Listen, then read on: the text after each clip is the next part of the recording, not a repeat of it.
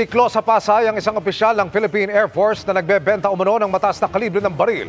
Online daw ang bentahan ng suspect na may inirehistrong 50 baril. Nakatutok si Marisol Abduraman. Sa labas ng isang kasino sa Pasay nangyari ang pagbebenta ng sniper rifle sa isang nagkunwaring buyer pero biglang nagkagulo.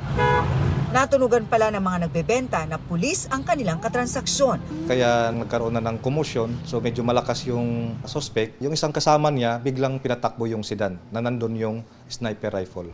Arestado ang isa sa nagbebenta na isa palang opisyal ng Philippine Air Force. Yung suspect, na-identify namin siya na isa pala siyang Air Force officer with the rank of captain. Have you verified this already with the AFP? Yes ma'am, kagabi po mismo tinawagan ko yung isang contemporary namin doon sa AFP and then positive naman po na tao din nila. Nakatakas naman ang kanyang kasama.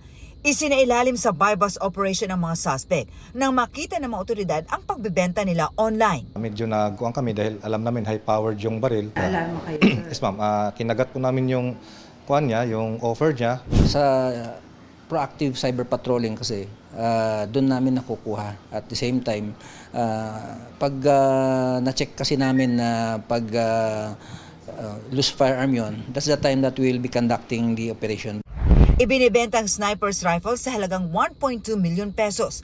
Nagulat daw ang PNP Maritime Group nang malamang merong 50 baril ang nakarehistro sa suspect. We'll be looking into their past involvement. Baka may mga nawawalang mga baril sa armory ng AFP or baka meron silang mga nakatransactions before na pwede namin mapagtanungan kung talagang they are really involved into large-scale gun running.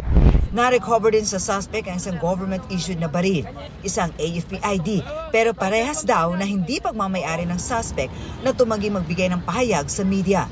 Patuloy na iniimbestigahan ng Maritime Group ang insidente. Para sa GMA Integrated News, Marisol Abduraman, nakatuto 24 oras.